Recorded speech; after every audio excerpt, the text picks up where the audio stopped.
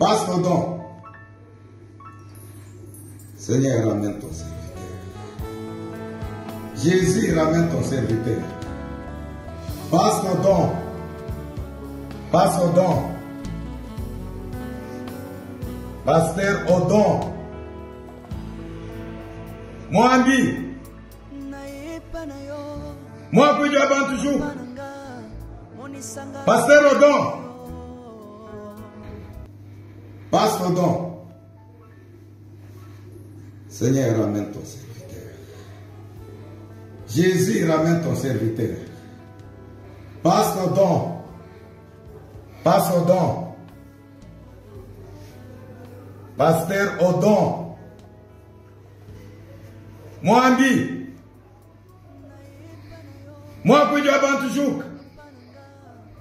Pasteur Odon. Risque comme il y a dans l'église, on ne sait pas qui est qui. Ngai, bato belé bakamo une église, n'enga na se retrouver na poison, na biloko ya kolia. Pour église ebi que na liaka libanda ndako ngate, na liaka pa ya batute. Dimanche na butu, be fait bandi ko salema. Lundi na yoki sko lokole loko moko e kangaminga na mungongo. Kangaminga pe na mungongo. Étouffement bandi ko salanga petit kimi. Na ndako est-ce que na flat ndanga la kisko libumbe bumbe pe me kangami na wali ko bunda ko lela na to ganga me muto yo kanga zate depuis 22h 3h du matin. Na se retourne na urinoir na bandi ko sanza na munoko na zolo pour la première fois na lo kanouan. To na bengi bato na 6h nde baye ko ya wana sala kisibu ministre mke diarrhée mai pendant 3 jours. Ba falinga texte na 5h ko liate ko mela maite ba yena verre kana mai benda soy papa na buaki soy kitina se ba bia poison ezana pasteur wana akendaki na ba occultiste ko zo ba kisi ya onction ya ba délivrance nde ba pesa ki condition esengeli o luka o lekisela biso mutu o ana grâce ana grâce ana onction soko sacrifier mutu wana nde to ko pesa o yeko luka ndenge pasteur Odon que son âme repose un peu, vous comprenez? Donc, le monde de ténèbres est organisé. Moutou a kani koboma, déjà dia ba utiliser raye. Après ça que ma yele la stratégie ya koboma. Charge et que panani pour l'homme de Dieu sotali na vidéo, azola musa ndeko na ye alobi nzambe la musa musali na yo. Ben quelque part, ezobima pasteur wana mtabomi ete, ezobima ba protocole dans l'église ben ngambo ba memisi pasteur na éviter ceux qui n'ont ko croire na yeke ezayete mtabomi pasteur Odon. C'est pourquoi je le dis, quand j'ai pris la parole, il n'y a pas de hasard, parce que je n'étais pas ici. Quand j'ai reçu le message, c'était la veille en France, lui ne le savait pas. Et si je suis ici, Dieu a voulu que je sois là. De tous les paramètres, il a travaillé avec tous les hommes de Dieu, quasiment de Kintambo.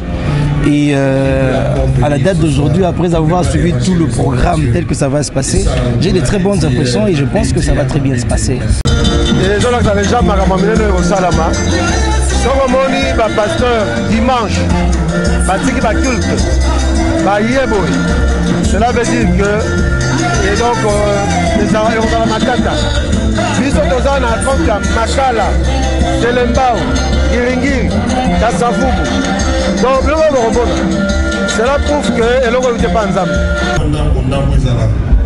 Le grand thème créé pour servir, on a biso basali nzambe, c'est vraiment important. Donc basizi ya boye ezalaka malamu koya, on ne sait jamais. Aujourd'hui, tu ne peux pas avoir cette vision ou une grande vision.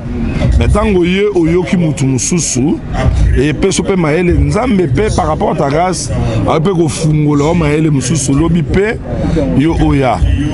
Nous sommes devenus trop spirituels, plus que même les saints. Et surtout les hommes de Dieu, ce sont des hommes les plus têtis par rapport à la santé. Ils mettent seulement la foi en tout. L'homme de Dieu, c'est une bougie.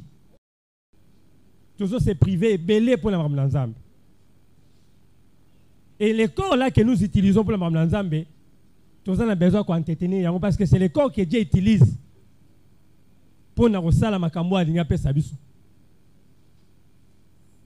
Et quand nous ne savons pas prendre soin de cela, Shalom, c'est prophète Moïse Makoma, ministère Ozana. Mingi baloba qui était Seigneur Jésus qui sa sala kalisu sute nenge abanda ki ko sala kala. Yango ngai pe na ibisa ki ba oyo ba tambola partout, ba luka ba délivrance, ba matana ba via ba kenda partout, ba délivrance simbate boya et pas na Seigneur Jésus qui sende bokobika, ba tuana pe ba yaki pe ba leki ba délivrance, ba biki bino moko bo tala ba témoignage. Frère na bino na kati ya Irlande nazali na ba blocage ba porte tout ezalaki fermé mais depuis na leki na délivrance na papa Moïse makambo tout efongwami na sombi dendaki ba pasi na nzoto esili changement ebele salami na ba aspect nyonso nzamba ozana azosala. Shalom shalom peuple de Dieu nga mama Jeannette en tout cas na belaki tension makasi na yokota na YouTube na kota na Ozana pasteur Moïse abondel pona bandeko les mêmes jours na keipa docteur nanga atalinga tension suicide bilonyo zanda sanga palpitation isili. Shalom peuple de Dieu, shalom mama Clémence na Paris na yiko témoigner moni na nzamba Ozana na wasai na bomo nanga nazali na problème mwana bane kolobate na bane kokende na orthophoniste donc ba déclaraki mwana comme handicapé à olobate na etango na yiko l'exemple papa Moïse alekisi mwana délivrance lelo mwana na komiloba na yiko témoigner moni na nzambe ya bikamo asali na bomo na ngai nazali na problème mokanda toi réponse na zoaka ba régie na raison moko ezata na sens te lelo na komi moi c'est sengo na zu mokanda na zu pe musala donc on a témoigné moni na nzambe Ozana wasai na bomo na nga tukana na nzambe na lobaki déjà awa ezali terminus bon s'abonner na papa Moïse prophète TV na YouTube dans la bino na moto. Shalom, shalom, peuple de Dieu de partout. Vous qui suivez cette grande émission, la radio chrétienne avec Yves Ipa, tout cette bulletin d'info, la fin avec la série continue toujours dans votre chaîne, c'est pas promo des 140 ans. Voilà, nous sommes déjà avec l'évangéliste majeur Ernest Mungu, Mokambia Etonga, Béni de Dieu, où ils ont mis bongo na avenue Kimvula, na commune Kitambo, tous années à Ouattara, et belé par rapport à la grande conférence où ils allaient plus y a leader chrétien.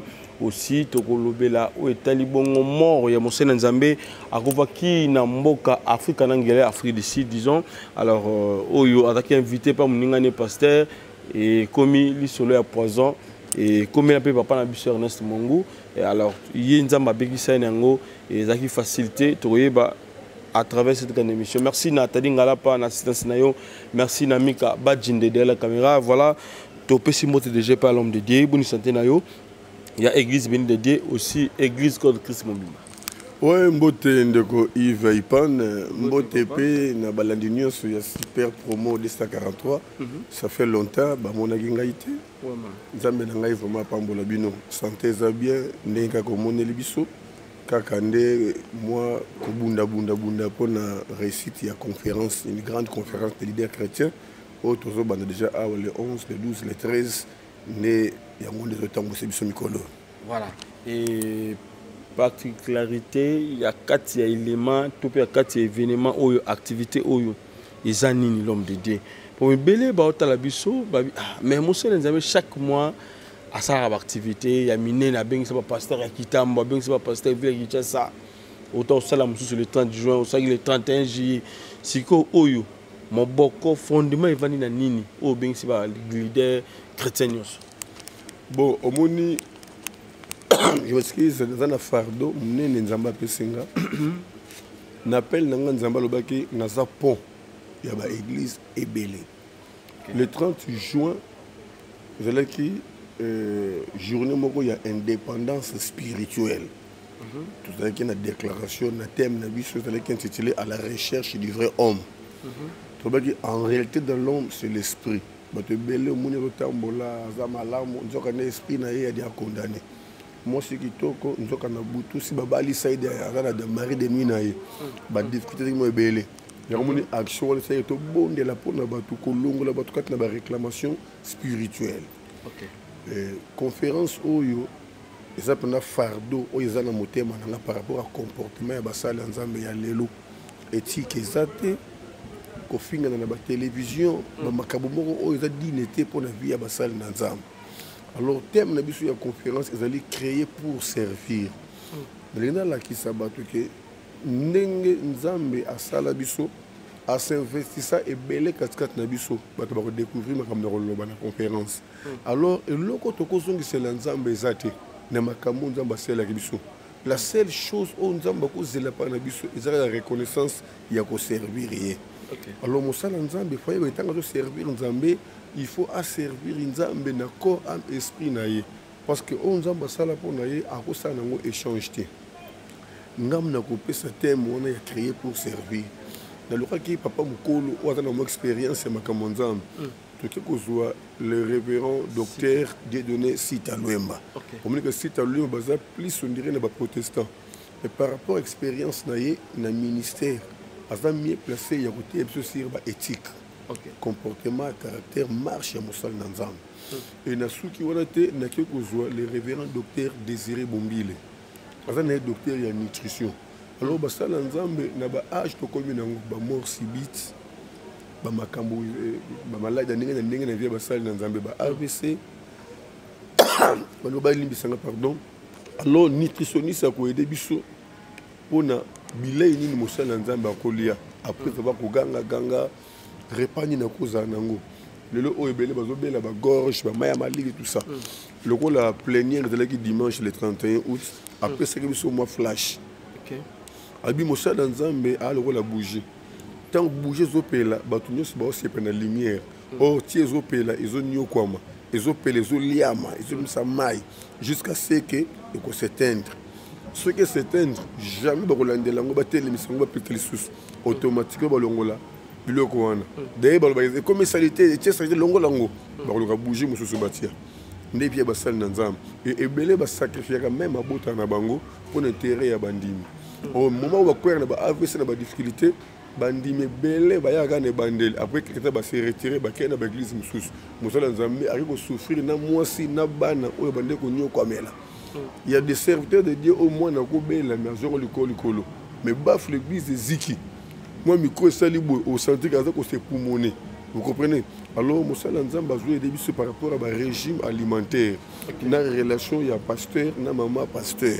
Ça ma kamba spiritualité ça ma kamba physique il faut pas repas ou ekosunga donc nous soit les akapona ko aider basal na nzambe ba ko se ressourcer davantage des missions on nzamba pesinga et malgré cela basal nzambe on a fait ba enveloppe basalo bazoya on de 8h à 12h ba msusu ba tongo faut luka moi déjeuner moi j morning et malgré cela il y a aussi des pasteurs au basala ba association na bango tout ça pour baya faut que ça mbongo on a dit surpris non biso tout ça déjà plateforme so li to ya 100 au lobby 50 au lobby poche na yokaka mais ngalo zo futa prix pour boya kozwa connaissance parce que conférence c'est la place il y a renforcement et capacité vous avez pas payer monsieur anglophone ba conférence ba futa ba droit d'entrée mais ngana se sacrifier pour basali nzambe ba ko bénéficier na un plus et ko sunga ba ministère na bango to pe ba église na bango c'est vraiment ça la mission. OK.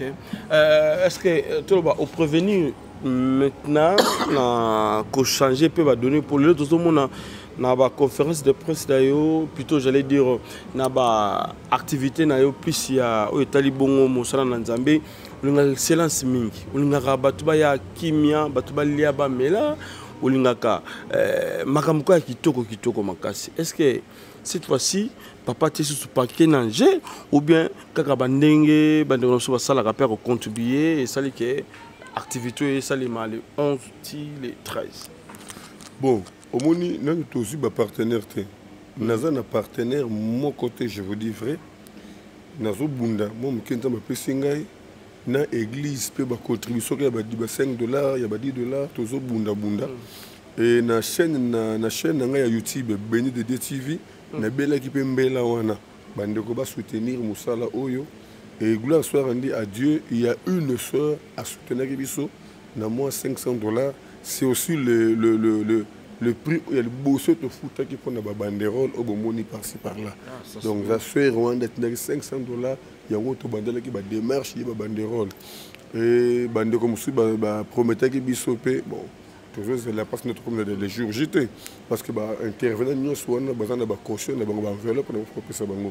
Donc le LP peut-être un super promo ban ensemble belé bazol na biso au bako quand ça peut ko sunga biso pour na surtout musala oyo je crois que vous avez malamu mingi parce que déjà lundi nous avons côté retraite mais on mercredi na butu jeudi conférence et bandi or avant de côté retraite lundi les lots tito comme déjà dimanche il fallait normalement na 6 samaramunios pour pasteur ça qui va descendre na ngaliema na kanluka na bandal na ngiringiri ko sanga sa pasteur il y a des communes différentes ko pesa une vision créée pour servir et nazo croire na grâce aux nzamba tsekat nanga surtout que yemo ko nzamba confirmer ki yango c'est que ba pasteur ba ko la kati ba ko zati na libanda alors faut que louer mo batante ya bien pour na ko yeba pe ko batela ba pasteur ba za pe na mo cadre mo ko ya bien.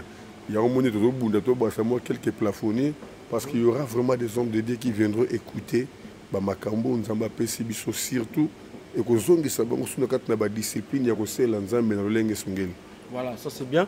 Eh bien, eloko moko bande ko balingi ba retenir ya mutuya pour à chaque fois ba congolais, ba chrétiens belé ba raté en fait secret ya kokaba tope ya kopesa na makambo ya Nzambe. En fait c'est nini yoza musena Nzambe secret wana ya kopesa en retour Nzamba salaka nini na bon moya bato pona kokaba kaka na kopesa na musala na Nzambe.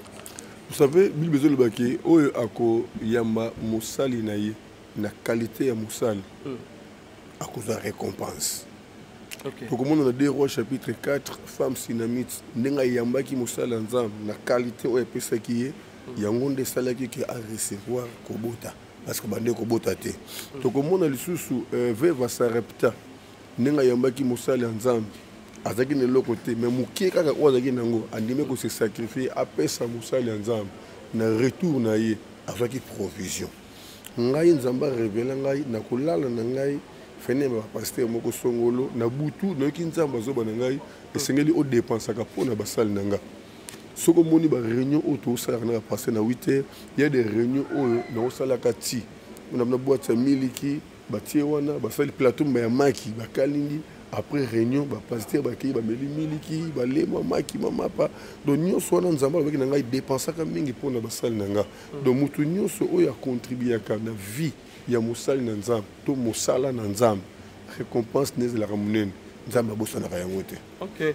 L'homme de Dieu mais système ya koliaka na ba itonga et comme banque sabatu et comme banque ça peut ba chrétien et belé tu remarqué une chose na kata betonga poizo ekoti chrétien zo boma bon moto za libanda moto za mopagano moto za cultiste magicien akosala nini ndeko wazali bongo ya patrie na ye wazali nationaliste lekola ye na ebité ekomela yo na Lubumbashi okenda repos okutana pena ndeko moko atela yo poison azape mosala Nzambe Nzamba sala grâce aux ana biso lelo en vie mais ekomeli pasteur Odon na Afrique du Sud aye visite pa muninga na ye babenga ki ya koteya ba mama oyo baza comme ba protocole na kati église moko ya ko servir ye te komela te wana meli et sali ke et comme poison pasteur atiki biso ye moko pasteur abandi ko lela lisusu ou azaki comme responsable église ou abenga pasteur Odon a komi ko lela to moni ba image na ebité l'homme de Dieu sali ndenge nini komona mosali na Nzambe aye pa muninga na mosali na Nzambe mbabomi na poison. Oui, et ça n'est pas si mingi koleka. Vous savez lelo risque comme belé na quatre église, on ne sait pas qui est qui. Ngai bato belé ba kamo na église ndenge na se retrouver na poison na biloko ya kolia. Pour église ebi ke na liaka libanda ndako ngate na liaka pa ya batute. Mais na kena mboka ya mopaya muto ye kotala ngai na yebi ete babenge à partir ya ao que pasteur na biso moko na Lubumbashi kuna ta numéro na yango benga ye tout ça abenge ngai to sololi mbamoko abengana te na église na ye oka yebi kutunga te kandi bapesi ba sango na te na église mais en tout cas mona te na église na ye ça parce que awa na ye côté te na ye repos médical parce que na côté na malade na mutu na CNPP fallait na za moi repos mo tamulai. Oh, je crois que pour empêcher to beta tour na visiter quand même ville, comprenez? On a peine kei le kolo kaka mopai na sepeli kaka ouais mopai ko talanga. Tango to kei alobi nanga na omi na quartier moko so komi kuna directement yolo. Quartier ba benga Kamalondo. OK. Na kepe kuna sumbelinga mota banga ne non na be installation bo na ko kolia te malamu zongi sanga ina hôtel. Na moni mbala moko téléphoner taxi moko ye ezubisona. Tant to zongi na moni ke to leki nzela hôtel na ngani fi ah papa ozokumbanga wapi na za mopaya na za fatigué na hôtel na ngana profiter au monde mbala moko église. Effectivement a kumbinga na église na ye église ya munene permanence per munene mais musika mona bata nzela retour resate. Tangu to komi kuna azui mo tabati na mosani moko anga o mosana nzambe yoko bana kolia na hôtel mopaya libanda. Na yebite nzambe limbisanga ni ne kotela kinga na zumo mukie na miki kolia tango ya ye oh oleka mukie bonga biteme na ozela o tanga na kolia te na sombela kindo yo. OK. Mbala moko na petit pesi na mona mabe makasi tona tiki na muna sika ba boka ngo botso na kwe kuna ayisi ya permanent a même na na mutuka na ye atiki ngati na flat c'était un samedi na butu na sentir que corps étranger koti dimanche na muna komeli nga lettre oh non à voyager akena kolwezi. Dimanche na butu be fait bandi ko salema lundi de na yoki skolo ko le loko moko e kangami na mungongo kangami pe na mungongo e tofuma bandi ko salanga petit kimi sikoyo na kena mardi na tongo na ko kate na kena réception expliquer bato ya hôtel balabi mutu asali loko yo et si abomi yo benga numéro perception numéro na yo numéro to benga boy numéro fermé. Parce que le même mardi, on a commis un numéro de boye. On a une santé. On a une santé, on a jeudi. Dans l'hôtel, on a pas traduit praticien, on a maman bonheur. On a expliqué, en tout cas, Lucas $300, tout évacuer le qu'on a passé dans le côté de Mississauga, on a dit que on a mon cas de l'évidence $300, on a mis que résister. Dans la zone est-ce qu'on a flat dans la qu'est-ce que les boumbe, peme kangami. Na wali ko bunda so ko lela na to ganga me muto yo kanga zate depuis 22h 3h du matin na surtout na urinoir na bandi ko sanza na munoko na zolo pour la première fois na lo kanwa to na bengi bato na 6h nde ba yeko ya wana sala kisibu ministre mke diarrhée mai pendant 3 jours ba salinga texte na 5h ko liate ko mela maite ba yena verre kana mai benda soy papa na buaki soy kitina se ba bia poison ezanana ba bandeli traitement na peut-être $250 ba bandeli ba traitement na papa ba aussi ndene ko bika kama siko na ye awa to koti siko mabondeli or ezaki na mois de février message ezali le 31 décembre déjà madame Nanga Mosakoli Esther en pleine kilt à Sakolaki que ba kotier le poison mais na permettre était occupé na poison le 31 décembre professeur bimi na février na zu poison tant au côté bondeli ndenzamba lobi que pasteur wana akendaki na ba occultiste kozwa ba kisi ya onction ya ba délivrance nde ba pesa ki condition esengeli oluka olekisela biso mutu o ana grâce. OK. Ana grâce à onction soko sacrifier mutu wana nde to kopesa o yekoluka de c'est par là que nese bandeko ke nganga pesa na été donc so monique okezwa mabote pa nganga o chance pa nganga yeba yango za ya yote nganga yibaka nde pa mutu mususu nde apesi do bato nyonso bazwa bazemi na nzela ya banganga bana wana baza bana na bango te baza bana ya bato mususu nde nganga yibaka apesi bango. Donc c'est comme ça na kopesa moi entre parenthèses nandaka magicien moko abimisa bambongo tanga bimisi mbongo ayebisi journaliste ka bato na bino abi bambongo bimo mukie par rapport entourage bom nanga sika moko boye moi batambongo basali donc on comprend que bambongo azo misana azo yiba on pas bateau batanzinga l'esprit faible tout ça donc il faut faire très attention nganga apesa raté nganga ayibaka apesa ka ya bateau or le bien mal qui ne se profite jamais ya mo na nyonso zo ka kisi na nganga esuka toujours kamabe pour za yote et za ya bateau donc c'était ça et n'enge pasteur oui n'enge pasteur Odon que son âme repose un peu. omoni bapasteur oyo tozali toza mpe na baprotocole na biso baproche na biso eza mpe na bato mosusu oyo baza na posa basala motu kuna mabe bazolandela vie ya motu wana ntango bayoki ke non babengisaki aya koteya esika moko songolo bango bakoloba lokwaka eteya kuna mpo tozwa ye tocollabore na proche ya pasteur tel en tout cas collaboration wana esalemaka ngai na mwana ngai ti lelo aza na église batiela ye bapesa ye poison atielanga aza mwana oyo ayaka na ndako na ngai kosala misala mike ntango bapesi ye siko poison atielanga depuis azwa siko poison wana akoma mal à l'aise akoma kobelabela une semaine akoki te nde aye koyambola tala batiela bapesa nga poison boye ça fait 7 jours nazokoka te limbisa ngai bondela mpo na ngai vous comprenez donc monde ya ténèbre baza organisé mutu oyo akani koboma déjà diable bautilisaka ye apesaki mayele na bastratégie ya koboma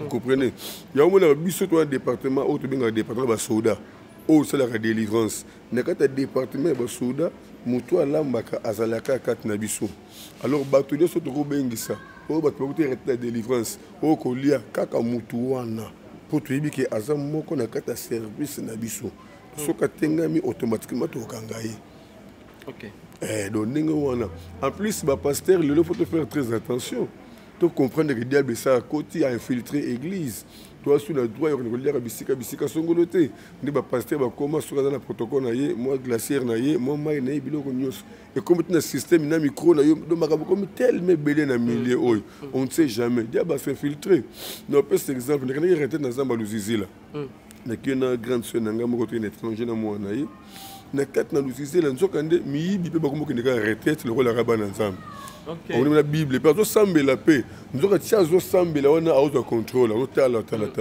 alors ngai tant tokenda zamba tolali na ba 20h tozi esko 0h pour tola mokato bondela toni ba frère mo bozo bondela penda o kababa ba shunde bele oh ye o tsako to idete ke o moyibi donc to lule o bena mosala nzamba nzokande moyibi tant tolali ne ko j'appelle moi 22h30 je crois donc on a sola que téléphone de lumière donc il y a mona ne kana déposer qui moi ministre ya police ko yido soka ba na tala boy na nzela côté ibanité donc dia ba c'est à se friter la carte na sanga ba na nzambe ba za la carte na prudence parce qu'on ne sait jamais on sait qui est qui on ne sait pas donc c'est ça maintenant la charge ekepanani pour l'homme de Dieu sotali na vidéo azola musa ndeko na ye alobi nzambe la musa musali na yo ben quelque part ezobima pasteur wana mtabomi ete ezobima ba protocole na kati église ben ngambo ba memisi pasteur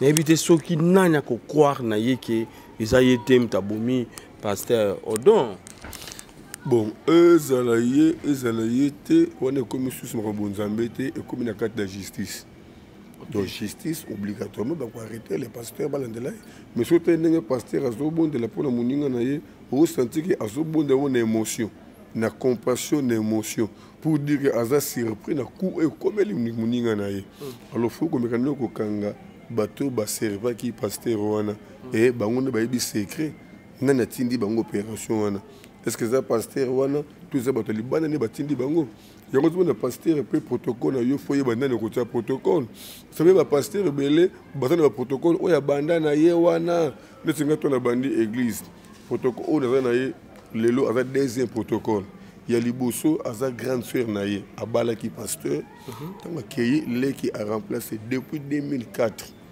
ti lelo na kana protocole moko wana et ça peut avantage belé protocole ngo so yebi bozindo ayebi pasteur na bozindo ayebi boye c'est comme ça qu'on peut marcher na kat na église prophète mo senga yo no Ernest yo bariguer na yo wana za pasi po autour de sabat na kat na église mikolo église so moni mutumo bwana zel telle intercession et peut ça ba responsabilité pour kanga bandimi vous comprenez alors biso awa discipline tellement elle le kaka makasi yango belé basi potaka même biso Ernest Mongo boyete do ba pasteur tous wa leçon diable a infiltré biso makasi tous a pe kenge na ba protocole o bazwa ka pembe na biso ceux qui tous a makasi te bango kande ba la porte d'entrée pour te diable a soi biso c'est ça en tout cas ça fait très mal là na ba chrétien nous autres à la biso tout changer, tout là vraiment exemplaire, tout là mettre dans le Jésus-Christ et ils ont malam makasi ya ko boma oyo ils ont vraiment ya bisoté alors tout qui monte en jalousie moninga zuisepe là tout nous peut et que ya ils ont malam mingi en tout cas quant à moi na ko solana Mikaba Djinde derrière la caméra, si nous sommes en connexion avec toi, il m'a vu directement tout à l'heure. Image, il y a conférence Eusaki Bongo le 31 juillet en église Béni Dédé avec l'homme de Dieu, l'évangéliste Ernest Mongo. C'est parti. Shalom. Encore une fois, shalom. Je suis ravi de vous retrouver très nombreux dans ce cadre. En effet, après 6 mois de préparation pour la grande conférence dont le thème « Créé pour servir », je tiens aujourd'hui de vous rendre compte de la manière dont la mobilisation était effectuée. Le premier contact et la présentation de la vision avaient eu lieu le 24 avril 2022, suivi d'une grande réunion plénière en date du 15 mai 2022. En somme, toutes les bonnes idées ont été récoltées et prises en compte. Ensemble, nous avions tracé un programme de descente dans les communes ci-après. Le 10 juillet, j'étais en contact personnellement avec les rassemblements de pasteurs pour le développement du Congo à Ngaliema. Là, c'était chez le prophète Abel. Et que la délégation est si présente. Je ne sais pas s'il y a la délégation des pasteurs d'Engaliema. Les pasteurs d'Engaliema sont là. Merci beaucoup. Je vous prie de vous asseoir. Le 17 juillet 2022, nous étions en contact avec la grande structure de Kanluka en Ngaliema, dont aujourd'hui, ils se retrouvent dans une grande plénière pour la préparation de la conférence qu'ils ont, je crois, du 4 au 6. Mais cela n'a pas empêché pour qu'il y ait quelques-uns les représenter. Je ne sais pas s'ils sont là. Je peux vous mettre debout. Quand Luca. Ah. Merci. Le 22 juillet, avec les hommes de Dieu, le 22 juillet, avec les hommes de Dieu en Giringiri, chez le pasteur Zachary, il était associé avec le pasteur Bobo. Nous étions à l'église Gagnère d'Armes. Un grand nombre de pasteurs étaient venus de partout, Bumbu, Makala, Kassavubu et Giringiri, pour écouter la vision. Samedi 23 juillet 2022, nous étions reçus chez le pasteur Chiban, à Porte Chiban, avec le bloc de Bandal. Le constat était exceptionnel partout où nous avions été reçus. La présence massive des ministres de Dieu ici présents est une preuve du travail effectué par les comités et équipes d'accompagnement que j'ai remercié sincèrement les vaillants hommes que vous voyez là-bas. Si vous pouvez vous mettre debout, je crois que les vaillants hommes. Vraiment, merci beaucoup. Je vous prie de vous asseoir.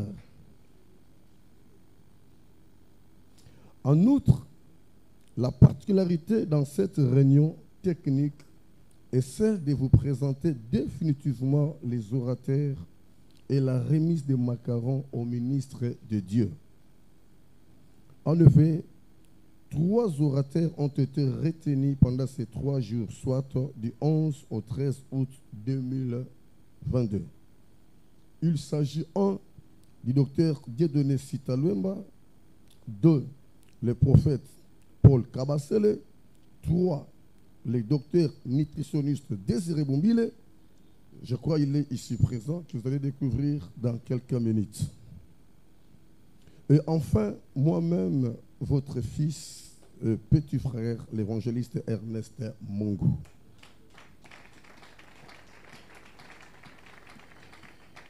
Et d'autres animateurs pour les divers services importants. Les macarons sont répartis de la manière suivante. VIP pour les invités d'honneur, les macarons des orateurs, les macarons pour les staffs, c'est-à-dire les comités ou équipes d'accompagnement que vous voyez déjà remarquables de l'autre côté. Les macarons des ministres de Dieu, les macarons des servantes et serviteurs. Notez bien, le port des macarons sera vraiment impératif pendant les assises pour nous permettre d'honorer les ministres de Dieu dans la mise en place ici, les jours de la conférence. Les chefs de poule peuvent également retirer les macarons pour les ministres et serviteurs absents à ce jour. Enfin, pour un bon fonctionnement et la réussite de cette conférence, la ponctualité et le respect de l'heure sont une discipline à ne pas négliger. Pour citer, toutes vos questions, suggestions et pistes dans les cadres d'organisation seront les bienvenues. Notre équipe d'accompagnement peut aussi répondre à toutes vos questions. Que le bon Dieu vous bénisse, le corps de Christ. Merci. Honneur à Patriarche. Et merci aussi.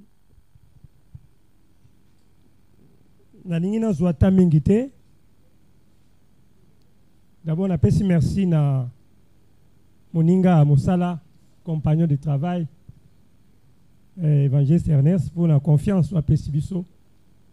Et que vous allez bosser na bino basel Nzambe. Et ali, non seulement privilège, mais une grande responsabilité. Bible Lobi Nabiso na Exode 23, versets 25 à 26. Vous servirez l'Éternel votre Dieu, il bénira votre pain et vos eaux, et j'éloignerai de vous la maladie. Nzamba zoloba toko servir ye ya ko pambola mai na biso pe lipa na biso. Mai ezo représenter tout ce que nous buvons et puis lipa ezo représenter nyonso toliak. J'ai aimé ce que l'homme de Dieu a dit tout à l'heure là, l'Ikambouya face A na face B. Nous avons prêché tellement trop le ciel que tout ça nous sommes devenus trop spirituels, plus que même les saints. Et surtout les hommes de Dieu, ce sont des hommes les plus têtis par rapport à la santé. Ils mettent seulement la foi en tout. L'homme de Dieu, c'est une bougie. Aza bougie. Bougie sur les autres là, nous sommes séparés comme on a lumière. Nous sommes séparés comme on a lumière. Mais bougie wana ezo zika azo lela ma mis ezo tanga azo servir na passe na se à moto na kolela, mais nous sommes contents de voir la lumière, mais na souffrance à mutumoko oto bengi bougie. À un moment donné bougie fané sili to kombi yango to luki bougie mususu, on dirait même pas merci na bougie wana. Et par contre, les hommes de Dieu que nous sommes,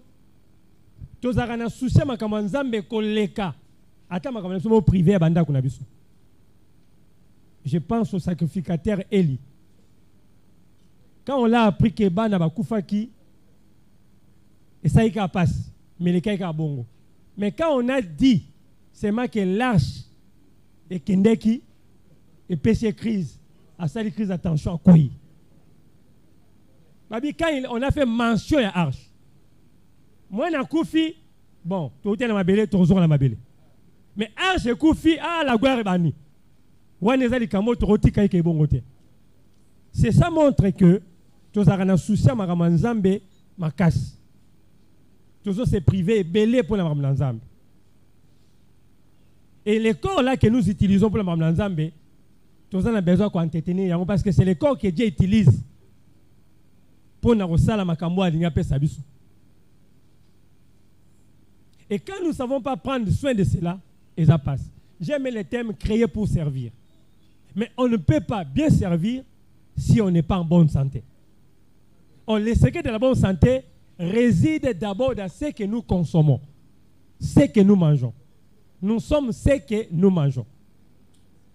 Toki pakate, biso basena nzambe o gêné banda ton petit pourquoi et comme ina pourquoi et le rosolia ezo kokana sacrifice ça qui na journée té. Ezo kokana ba dépense au salakité. Nous avons 3 temps.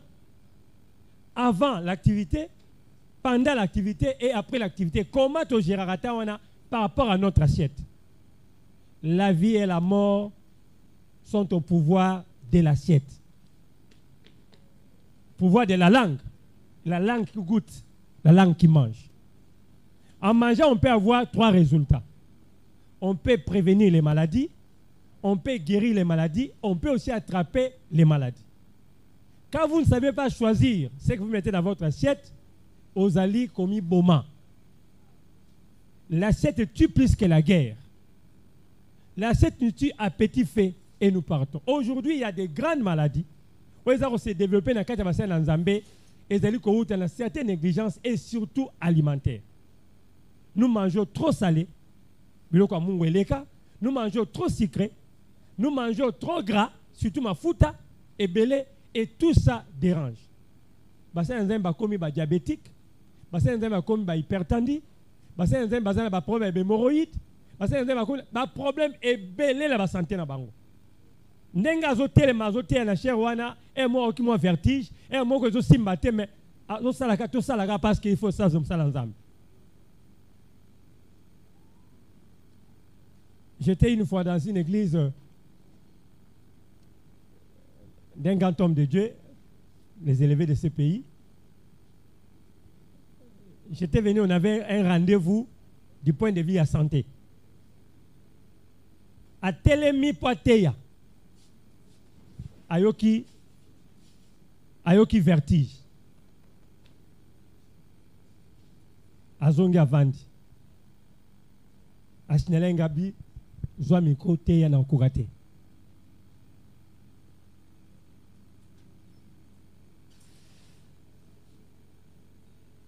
Nazana Mawamingi. Je vais terminer avec cet exemple parce que Mawamingi est l'autre. Il y a un serviteur de Dieu à Outikoku Famikoeleki. Il m'a envoyé un message sur WhatsApp avec les résultats.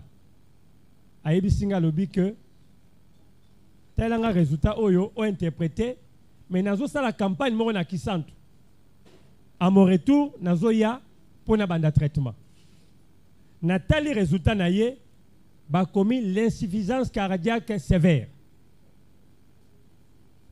Na yebisiye musali na nzambe kote yate. Zonga. S'il te plaît, na kombo nzambe au servi zonga. Abi non, il n'y a rien. Dieu va agir. Ngalobi résultat eza mabe. Mabe ya mukete mabe ya ebele. Zonga. Abinanga ba fiche ce salamaki et dessus na zongi na zonga nanine parce que ça na sala et piangambo na luki convaincre ye apesi nga verset biblique belé pour l'excellent kaza mutafua ngabi fo no selma ndengo sengi. Le dimanche à 14h on m'envoie sa photo na WhatsApp ya Rokufa. On a parlé avec lui, c'était le mercredi. Donc, à Tei mercredi, à Tei jeudi, à Tei vendredi, à Tei samedi. Et le dimanche matin, c'était pour clôturer.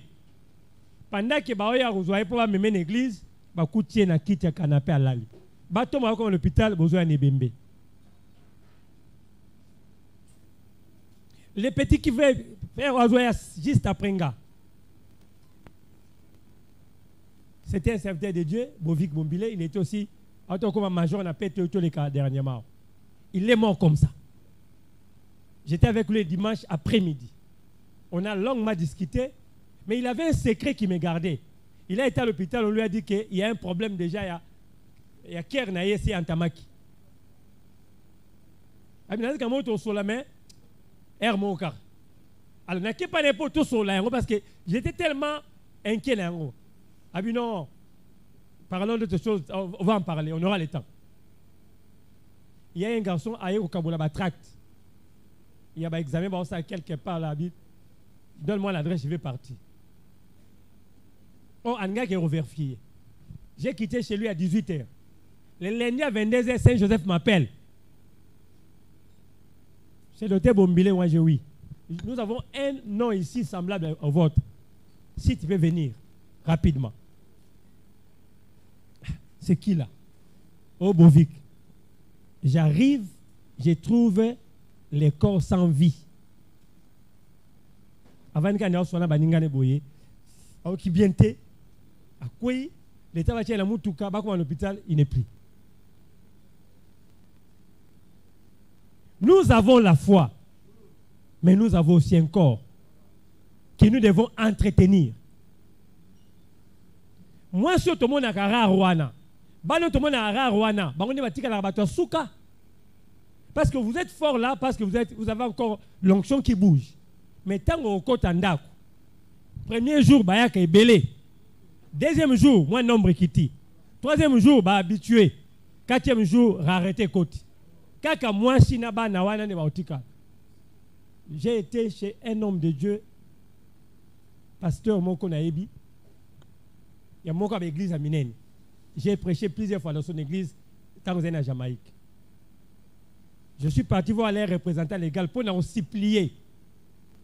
Parce que à ça qui crise AVC, on a une église où on a il y a Vanananda. Attends, on l'a souté. Même bon, il y a massage pour la kiné. À Ozoate. So, pour il faut y avoir une église où on a une direction centrale. Après qu'il y moi quelque chose, il y a un qui est là.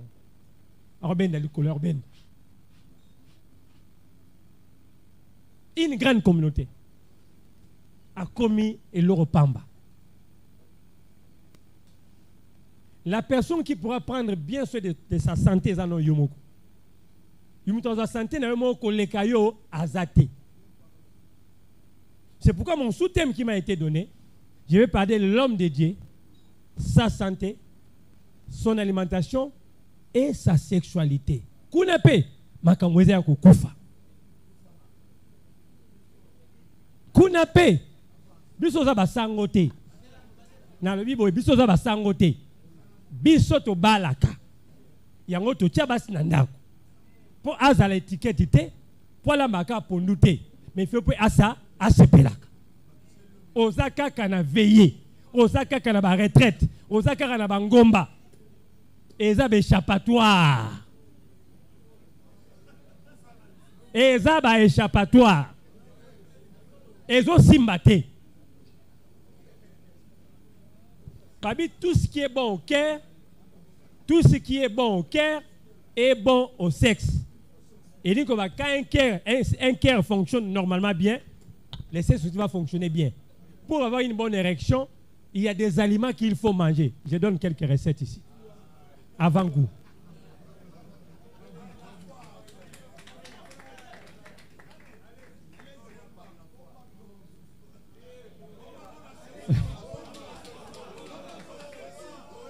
Voilà. Le point là, c'est il y a malade moïse belé. Alors, ceux qui santé ça bien té et simbaté na même nambeto. Ceux qui ont ça bien té et simbaté bien té. C'est pourquoi on va faire beaucoup d'attention. Yeba ko pona biloko zolia. Nabi na kolia au cause malade. Il y a ça qu'on appelle la famille M. Vous connaissez la famille M. Mi Congo, mi Chopo, mi Pende, mi Kila, mi Panzi.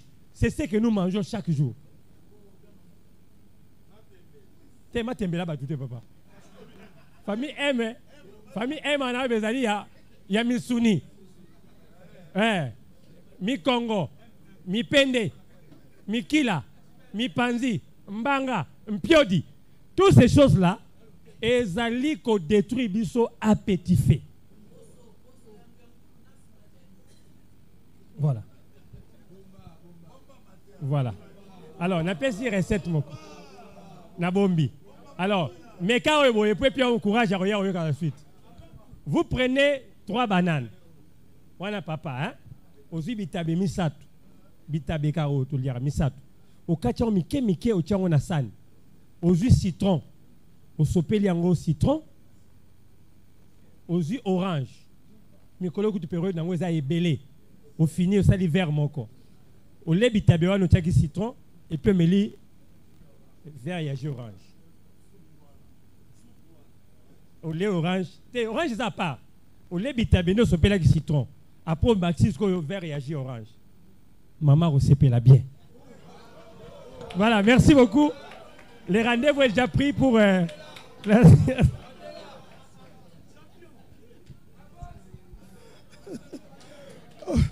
Ok, merci. Voilà, merci pour toi. Nama Solonio Sogito Romi Kabadjinde.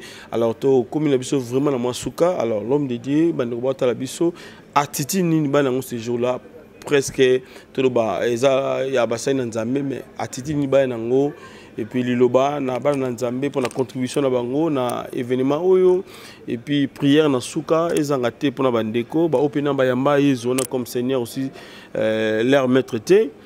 Ba yamba bango à ce moment numéro de téléphone prière na suka pona makambo le pakala et zalamala mingi l'homme de Dieu na tikelo micro.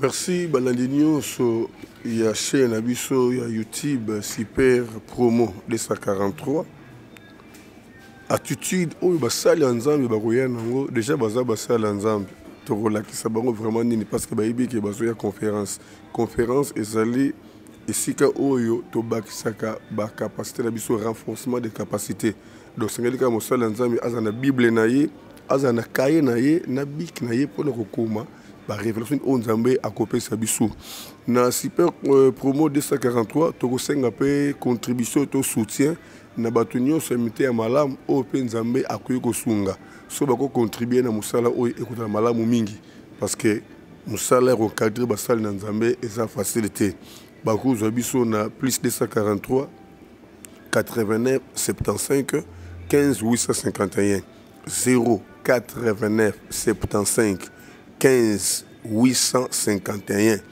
et conférence ezali le 11, le 12, le 13 août 2022 et koleka en direct na Béni Dédié TV en direct na Béni Dédié TV na bondeli na pesio merci nkolo na milimo mikolo belé au permettre qui na lekate na super promo lelo au permettre en direct na mabota nyonso bandimi ko ya mangai partout parce que ba se retrouver nkolo merci na occasion oy ngolu na yo esira bonde na bomo ya bandeko nyonso o balandi biso o bakolanda biso après 2 jours, 1 semaine, 1 mois mikolo nyonso na détruit projet ya diable na ba vie na bango na fungoli banzela o ekangami liboso na bango pe na sakoli réussite est la favorable na nyonso bazo sala pe partout bako se retrouver zo sous contrôle en tout et pour tout na bomo na bango pour la gloire na yo na kombo na sumasia o azali kono bix malam ne na bomo ko tobondeli amen bye bye bye bye bye bye.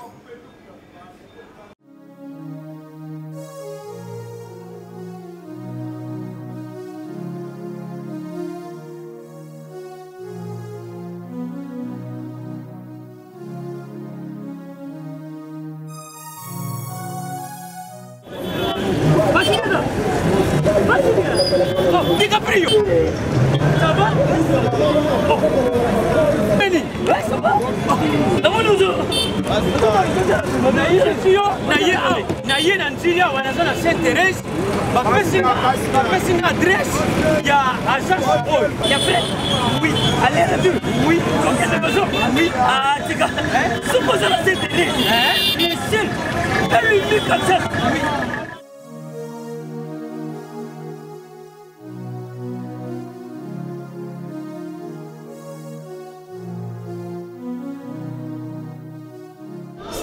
Saint-Thérèse. Oui. Ce comme Saint-Thérèse. La mission. Si moi n'ai exactement. Mais ça ici il y a kubunga te. Service. Ponctualité. Respect. Et puis bango. Balo la rapide. Oh, 40 jours.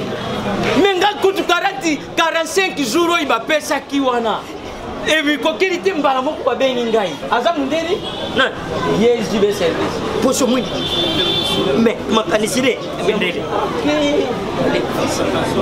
Bonjour.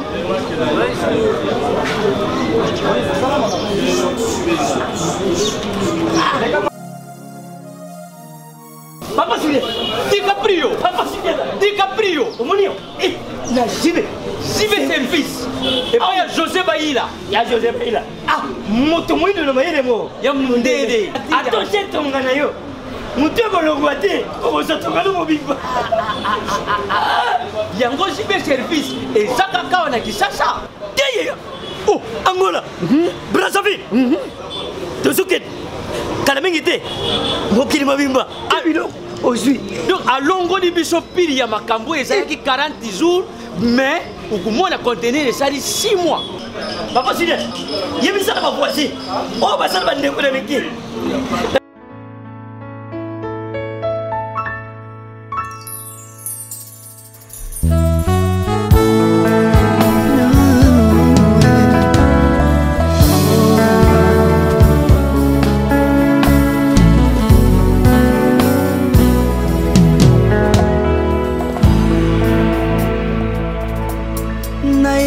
na yo papa nanga monisanga loboko na yo naipa na yo mosantu yo monisanga loboko na yo nzamba lolo yo azosale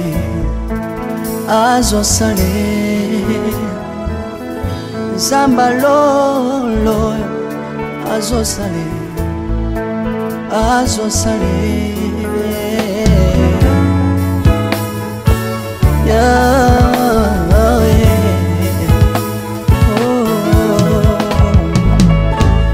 naipa na yo papa nanga monisanga loboko na yo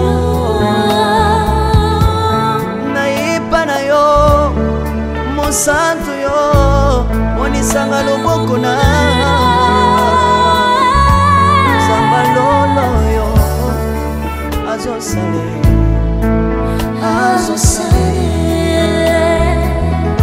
zambaka basangolue azosale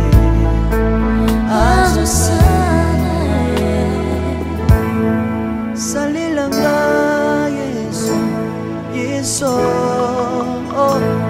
salilanga yesu yesu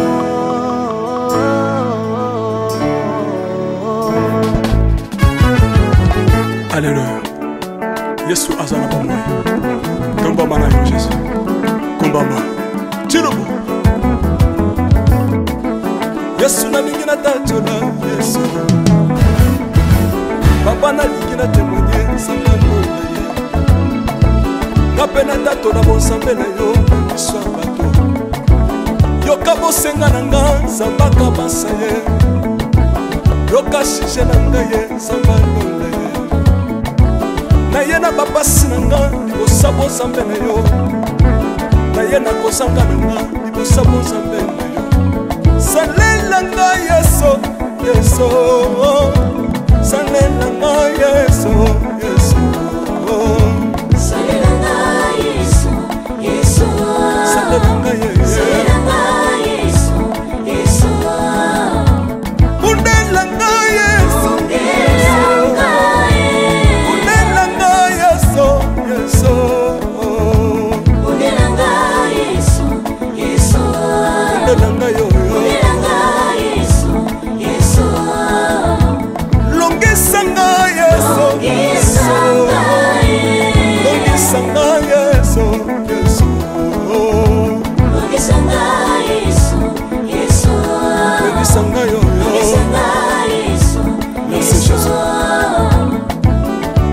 bisenga senga sanga lole nalemi bi ya pesanga kabela nga bisenga senga Yesu moko nini ye bato bakolia pe na sima na ngai Yesu moko nini ye bato bakolata pe na sima na ngai Yesu moko nini ye bato bakovanda pe na sima na ngai nalemi bi ya bisenga senga sanga lole yeso yeso lokotanga yeso yeso lokotanga jesu kotikanga ite lokotanga yoyo tombolanga yeso yeso tombolanga yeso yeso tombolanga yoyo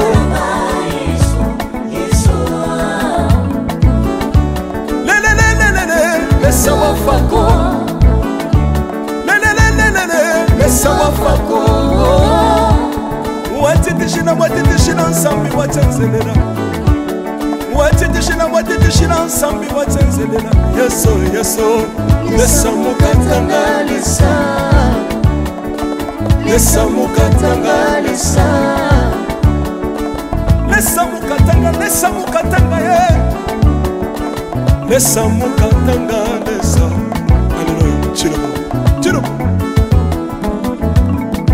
Soki naso yemba Opekisanga te Oyebi te bisika nsamba lokotanga Pona yemba buye Soki nakoma kosambela sambela Opekisanga te Oyebi te bisika nsamba swanga Pona sambela buye Soki nakoma kobina bina opekisanga te oyebi te makambo nzambe asalelanga mpona bina moye nzambe nazobinela aza nzamba bosolo oyo naza koyembela yende nzamba libela nzambe nazoyembela aza nzamba bosolo oyo naza koteya yende nzamba libela lelelelelele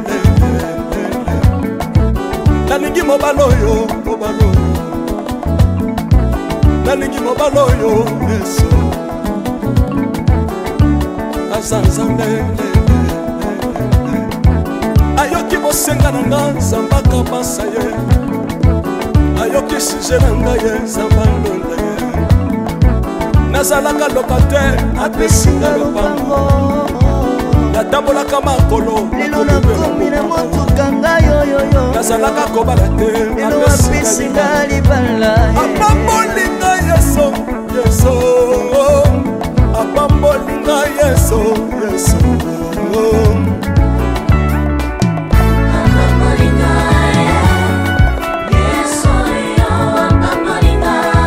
yesu apambolinga chilobo yesu alokotinga tesitila aza nzambe nalingo beta mololo bisika ezali yo beta mololo wabi bafisi du prophète bana royaume de dieu bana centre de réveil ozobouge obinaka wapie mpona pambola yo ingénieur ki on est ensemble na yesu elongo tozomata